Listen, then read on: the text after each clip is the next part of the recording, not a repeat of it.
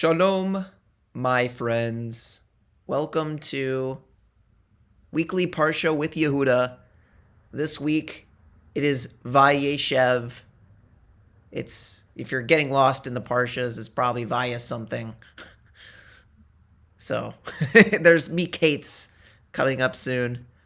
But aside from that, it's Vayechi, Vayeshev, Vayetze, Vayishlach, something Vaya.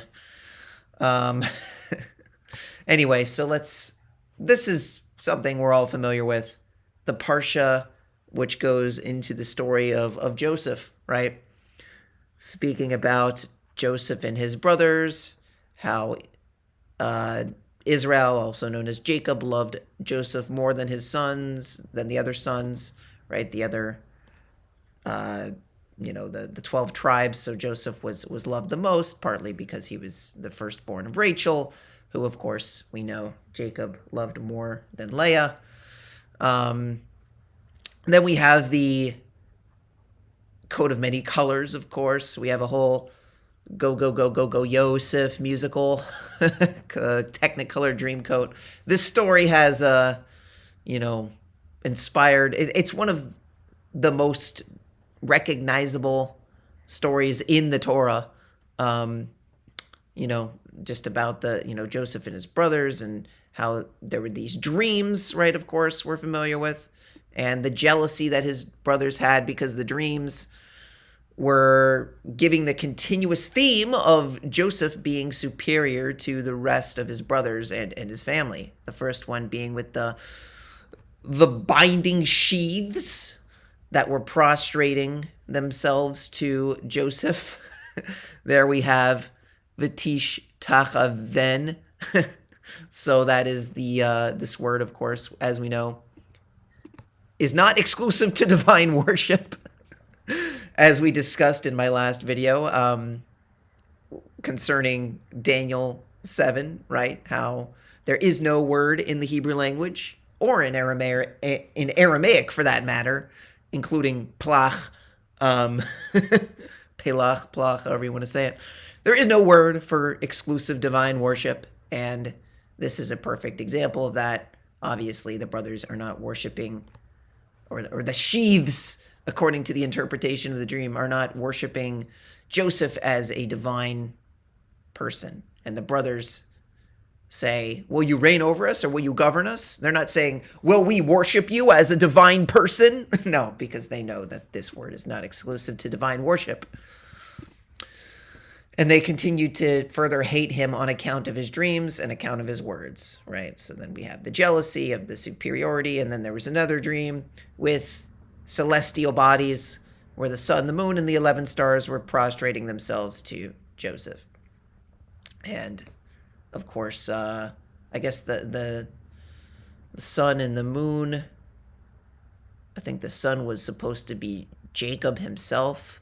I guess the moon may have been, let's see what the commentary says. What was the moon? I think it might have been Leah.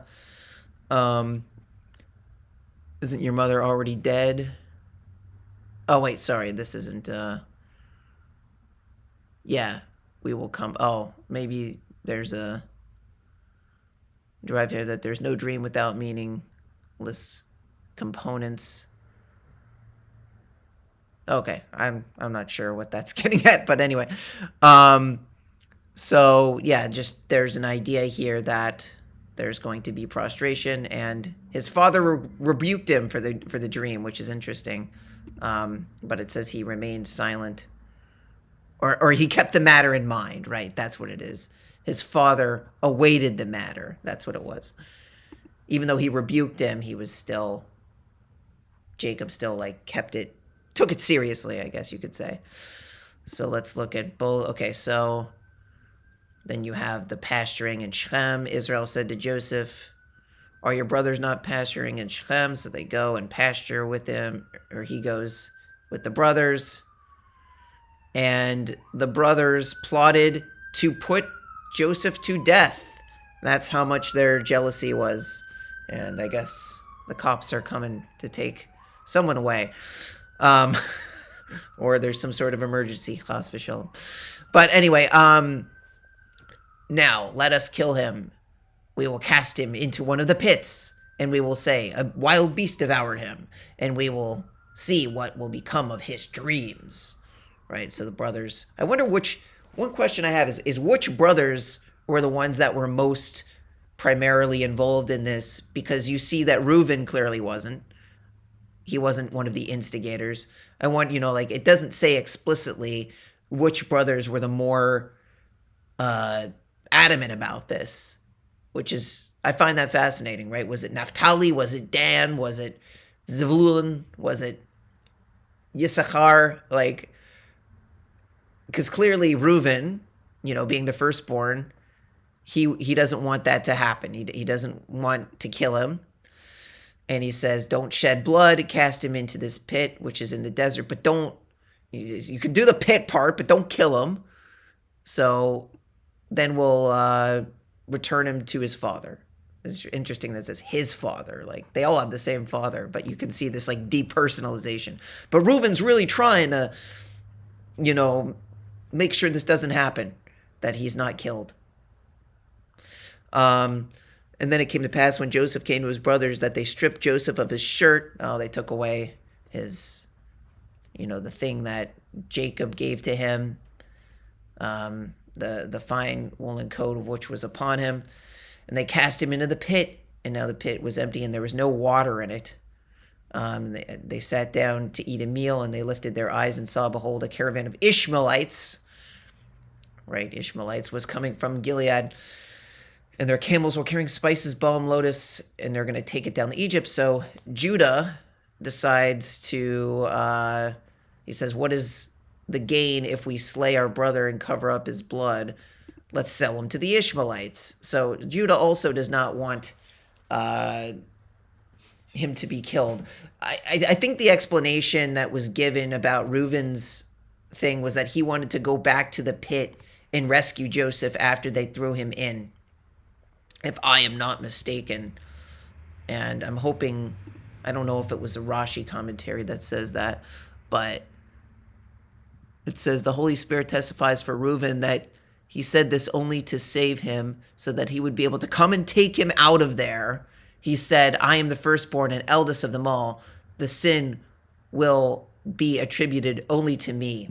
So Reuben's intention in saying this to throw him into the pit was that he wanted to save him later so that he wouldn't be killed by the brothers. But Judah's plan was to sell him to the Ishmaelites. And you see this interplay between Reuben and Judah for sort of like this righteous act of saving others. It's almost like a competition between the two of them. And obviously we know later, spoilers, that Judah kind of wins out in his self-righteousness. Not like self-righteousness for the sake of like self-righteousness, but he has more of an actual righteous way of dealing with things. And that's what gains him ultimately, despite his flaws, what gives him the birthright that was initially intended for Reuben. One interesting factoid, I can't find any instance in the Tanakh where a firstborn is actually given the superior blessing anywhere in the Tanakh. I just don't find it anywhere. Even though the firstborns are given so much precedence in the Tanakh, I don't find any, usually it's, King David wasn't a firstborn. King Solomon wasn't a firstborn. You could argue maybe Joseph, but Joseph technically wasn't the firstborn of his father, right? Reuben was. So I guess of a firstborn from a father, you don't really see that the firstborn ever really gets that superior blessing in the Tanakh, despite how much the firstborn is emphasized. So then you have taking Joseph's coat, they slaughtered a kid, they dipped it in the blood, right? So they were showing, after they sold Joseph to the Ishmaelites, they gave this to, they showed it to Jacob to show like, oh, my son is dead. And of course, that made him very sad. And they assumed that, Jacob assumed that his son was dead. Yeah, and you can see here, Reuben returned to the pit, and behold, Joseph was not in the pit, so he rent his garments, right? Right, okay, so they also thought that they didn't know what happened to him, really, was that, because Reuben did go back to try and see. So they might have even been under the impression, right? They had the intent of doing that. Well, no, they did. It says that they did sell him to the Ishmaelites, but Reuben might have been under the assumption that maybe he actually was dead. Maybe he didn't get the memo. Let's see. I wonder what it says.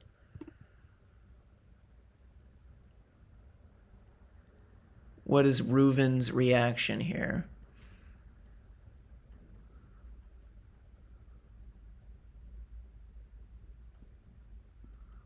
But when he returned, Joseph was sold. Reuben was not there, for his day to go and serve his father had arrived. He was busy with sackcloth and fasting and arranging. Okay. Interesting. So maybe he just didn't get the memo. That's sad. I mean, I'm sure he eventually did. Then we have Judah was at that time demoted by his brothers, and he turned away, and he found.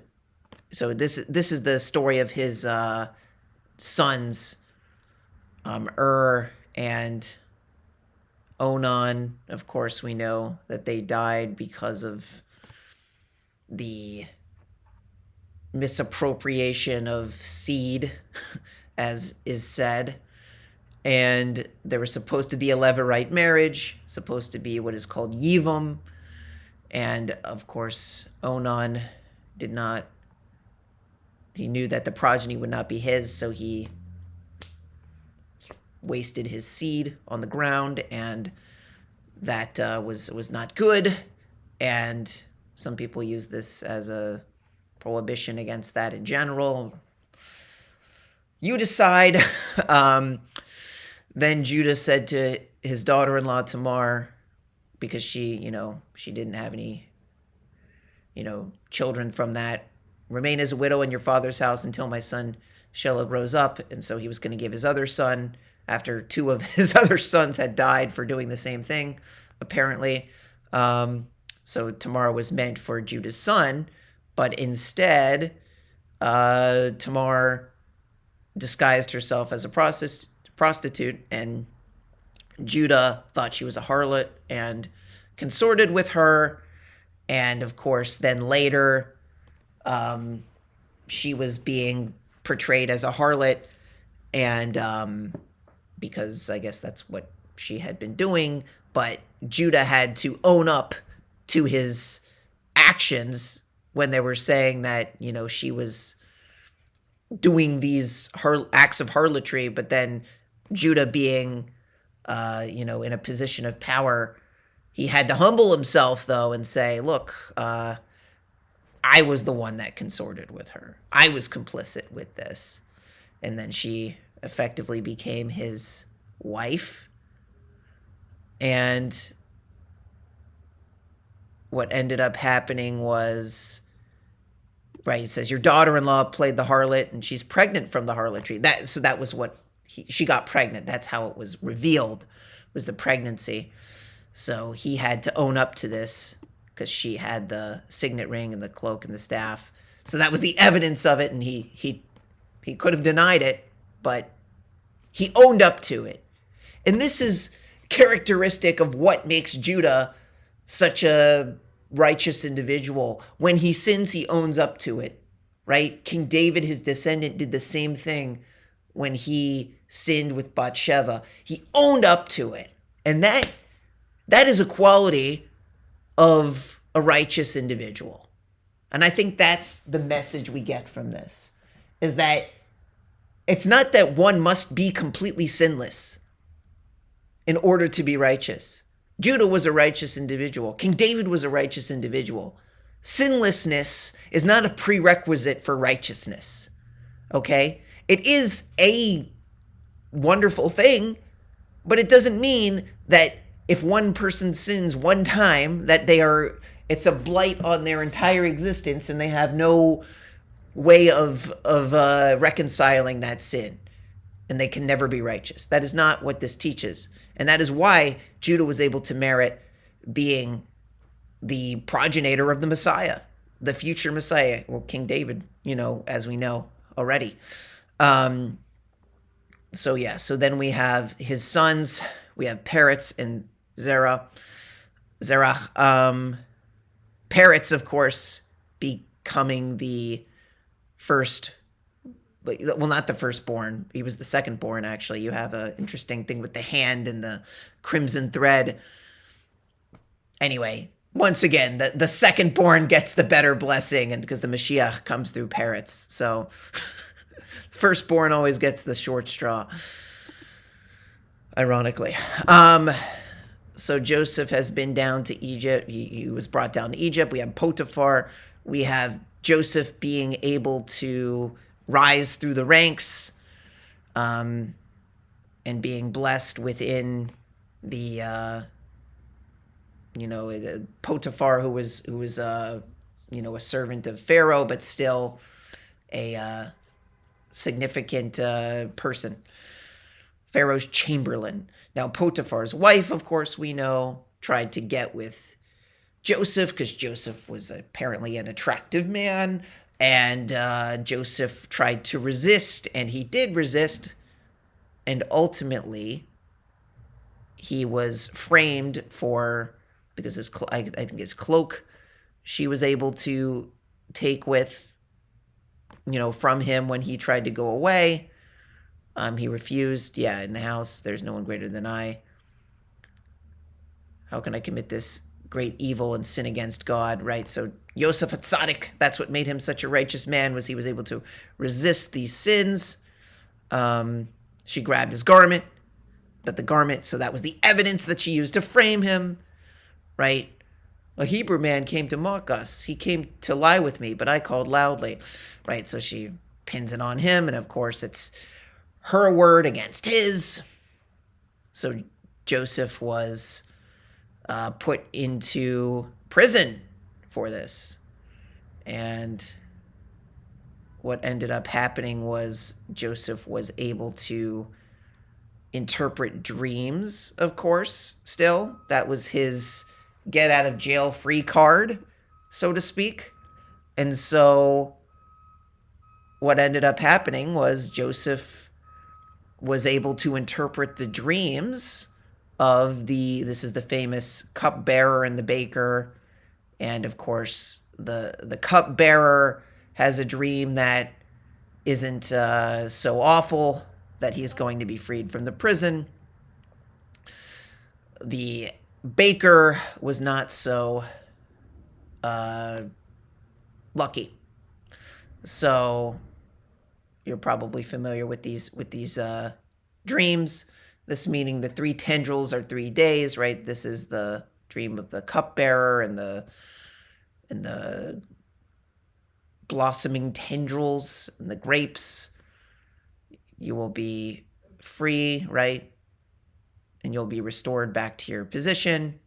And Yosef says, remember, I told you good things, so when you get out, mention me to Pharaoh. And of course, we know that he forgot, but he says he was stolen from the Hebrews, right? So the chief baker was like, oh yeah, you got a good dream, positive dream. So I want you to interpret my dream. And for whatever reason, he wasn't as lucky. And this was the dream about the birds or the crows or whatever it was, and that the 3 baskets were eating off of his head, and what that was interpreted as, in 3 days, you're going to be hung from the gallows, hanged, whatever the word is, and the birds will eat off your flesh. Oh, that's too bad for him, right? Very sad. So it was Pharaoh's birthday, and all that stuff happened. And the chief cupbearer did not remember Joseph. So Joseph was stuck in jail for a longer time. And that's the cliffhanger for this week's Parsha. Next week, I think it's Miketz next week. I don't know. Maybe it's another Vaya. I can't remember. Either way, I hope this video has been a blessing to you. Shalom Aleichem.